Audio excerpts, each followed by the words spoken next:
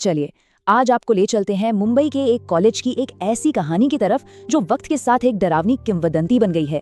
ये कहानी है डर की, शक की और एक ऐसी रात की जिसने सच और वहम के बीच की लकीर को ही मिटा दिया। कहानी शुरू करने से पहले जरा सोचिए, हर कॉलेज में होती है ना एक ऐसी जगह, कोई पुराना ऑडिटोरियम, कोई बंद पड़ा कमरा जिसके बारे में ढेरों किस्से कहानियां हो। सब कहते हैं अफवाह है, पर क्या हो अगर किसी अफवाह के पीछे एक खौफनाक सच छिपा हो। तो कहानी है मुंबई के जाने माने SNDT गर्ल्स कॉलेज की। दिन के उजाले में ये जगह जितनी आम लगती है, रात के अंधेरे में उतनी ही रहस्यमयी हो जाती है। और इस रहस्य का केंद्र है कॉलेज की एक पुरानी वीरान पड़ी इमारत। स्टूडेंट्स के बीच एक बात बहुत मशहूर है कि उस इमारत में रात को कोई अकेला नहीं होता। और ये कोई मामूली भूत की कहानी नहीं है, ये बहुत ही खास है। कहा जाता है कि ठीक रात के 2 बजे एक औरत की आत्मा उस बिल्डिंग के हॉल में घूमती है।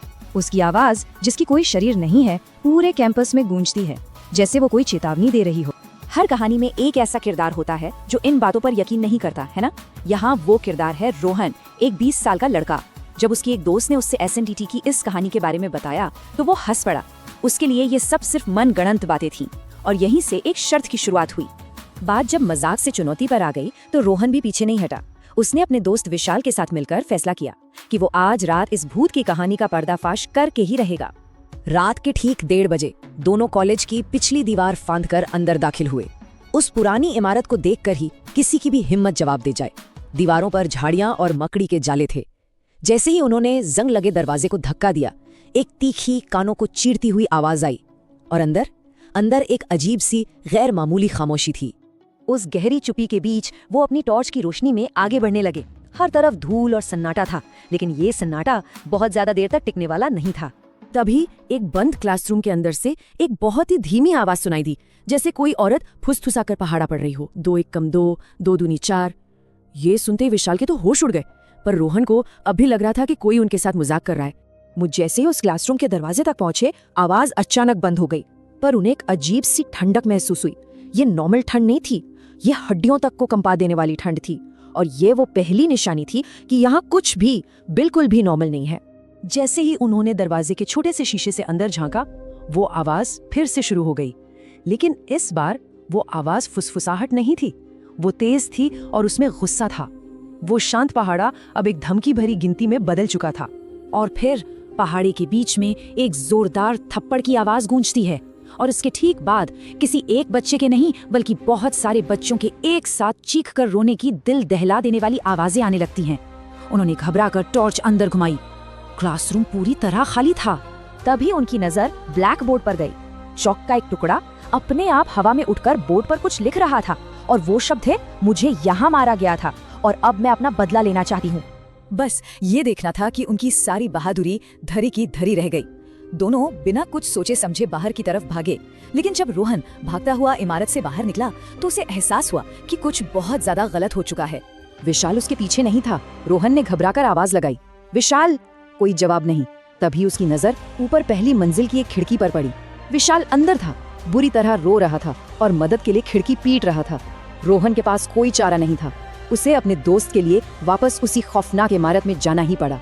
रोहन ने अपनी सारी हिम्मत जुटाई और कांपते हुए वापस अंदर गया। बाहर मौसम भी खराब हो चुका था, बिजली कड़क रही थी और उससे फिर से उसी क्लासरूम से पहाड़े की आवाज सुनाई दी। जब वो दरवाजे पर पहुंचा तो जो मंजर उसने देखा वो शायद ही वो कभी भुला पाएगा। विशाल जमीन पर बैठा रो रहा था और उसके सामने काली साड़ी पहने औरत खड़ी थी, जिससे वो डर के मारे पहाड़ा सुना रहा था। रोहन ने टॉर्च की रोशनी उस औरत पर डाली। उसकी त्वचा पूरी तरह सड़ी हुई लग रही थी, चेहरा बुरी तरह सूजा हुआ था और उसकी आंखों की जगह सिर्फ सफेद गोले थे जिनमें कोई पुतली नहीं थी। फिर उस औरत ने अपनी गर्दन एक झटके से रोहन की तरफ घुमाई और अपने उस खौफनाक चेहरे से पागलों की तरह मुस्कुराने लगी। वो आत्मा अपनी जगह से उठी और धीरे धीरे रोहन की तरफ बढ़ने लगी। रोहन के हाथ पैर फूल गए। वो पलटा और नीचे की तरफ भागा, लेकिन घबराहट में सीढ़ियों पर उसका पैर फिसला और वो गिरकर बेहोश हो गया। जब रोहन की आंख खुली तो वो उस इमारत में नहीं था और उस रात की कहानी का एक ऐसा वर्जन उसके सामने आया जिसने उसे ये सोचने पर मजबूर कर दिया कि आखिर उस रात हकीकत क्या थी और वहम क्या। रोहन विशाल के घर पर था। विशाल ने बताया कि जब वो भागा तो रोहन पीछे रह गया था। उसने रोहन को पहली मंजिल की खिड़की पर मदद के लिए चिल्लाते देखा था। विशाल इतना डर गया कि वो अकेले अंदर नहीं गया। उसने दोस्तों को फोन किया और जब सब मिलकर अंदर गए तो रोहन उन्हें सीढ़ियों पर बेहोश मिला। तो सच क्या था, रोहन की याददाश्त या विशाल की कहानी? लेकिन एक चीज थी, जिस पर सब सहमत थे। विशाल और उसके दोस्त, जो भी उस रात रोहन को बचाने अंदर गया था, उन सब ने उस टीचर के पहाड़ा पड़ने और बच्चों के रोने की आवाजें पूरी इमारत में सुनी थी। ये इस बात का सबूत था कि जो भी हुआ वो सिर्फ किसी एक का वहम नहीं था।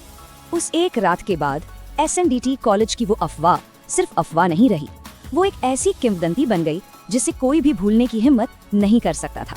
ये घटना कॉलेज के लिए एक चेतावनी कथा बन गई, मतलब एक ऐसी कहानी जो सिर्फ डराने के लिए नहीं बल्कि ये बताने के लिए सुनाई जाती है कि कुछ खतरे ऐसे होते हैं जिनसे दूर रहना ही बेहतर है। रोहन और विशाल के उस अनुभव ने उस किंवदंती पर एक पक्की मुहर लगा दी। डर अब सिर्फ एक एहसास नहीं था, वो एक कहानी बन चुका था जो हर नए बैच के साथ और भी पक्का होता गया। और ये कहानी हमें एक सवाल के साथ छोड़ जाती है, क्या ये भूत की कहानियां और शहरी किंवदंतियां सिर्फ हमारा मनोरंजन करती हैं या फिर किसी अनदेखे खतरे से हमारी हिफाजत भी करती हैं? इस बारे में आपकी क्या राय है?